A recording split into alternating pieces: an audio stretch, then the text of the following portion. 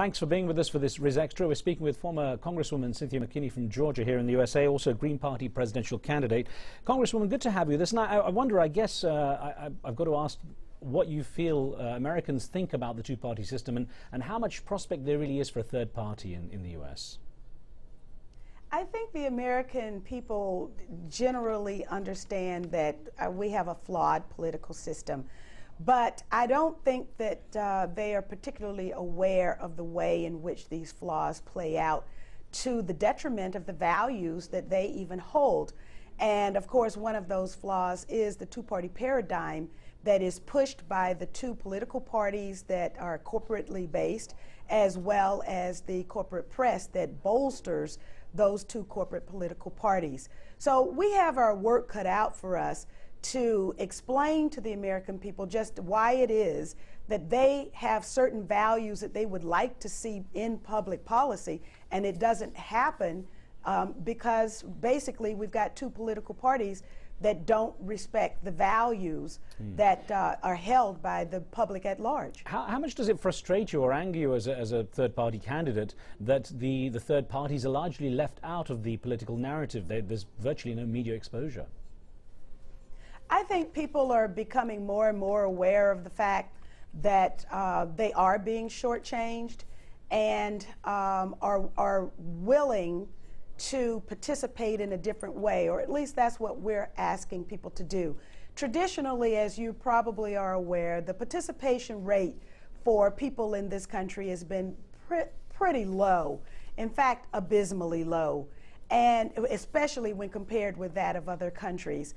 And so we're hoping that we can encourage people to get involved in the political process, to vote for a third-party ticket, a third-party candidate of their choice, but please participate in the process. How do you get around the cynics who say the third-party vote or voting for a third party is essentially throwing away a vote in America? Well, really, the vote that is wasted or thrown away is the vote for values that are not reflective of the values of the voter.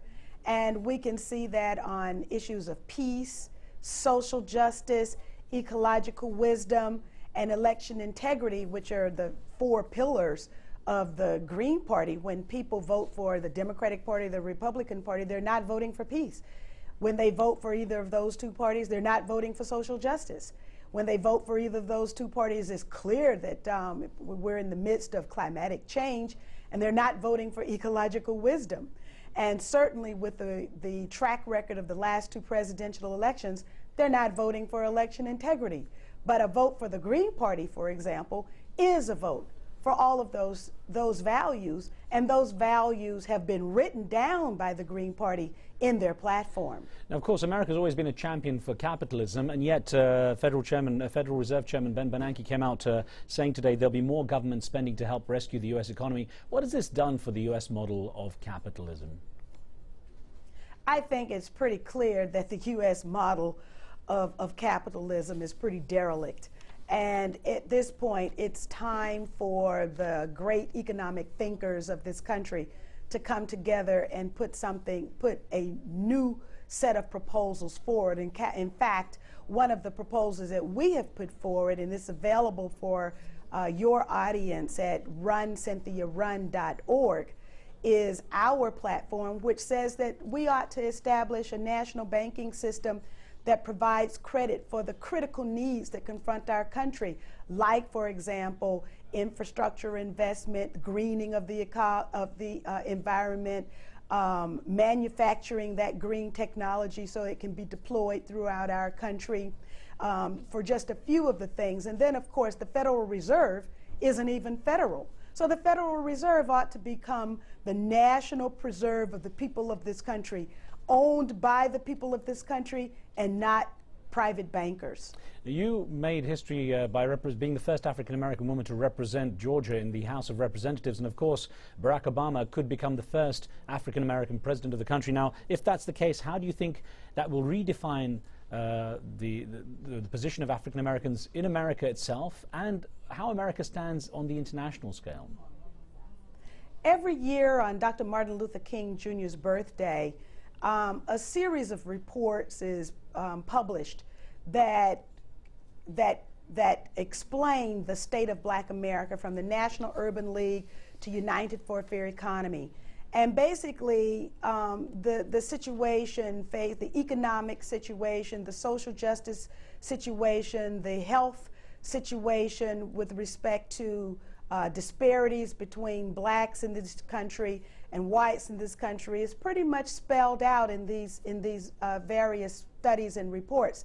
And basically what we see is that it's a dismal situation. That, of course, is not portrayed on CNN, is not portrayed in the popular media, but that's the fact of the matter.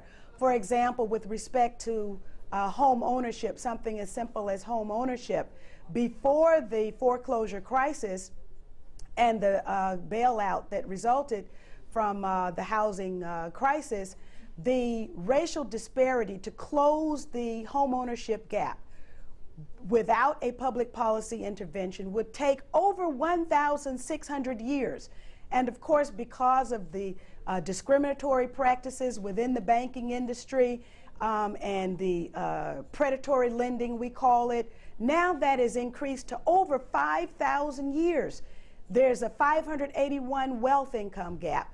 There's a social justice gap. So all of these gaps depict a story that is played out in city after city after city in this country that no one really knows about except the people who are living it. Unfortunately, the Democratic Party has not made closing these racial and ethnic gaps a part of their platform. The Green Party has. Well, Cynthia McKinney, I thank you very much for joining us. Thank you. That was former Congresswoman Cynthia McKinney and Green Party presidential candidate. Thanks for watching Riz Extra. We'll see you next time.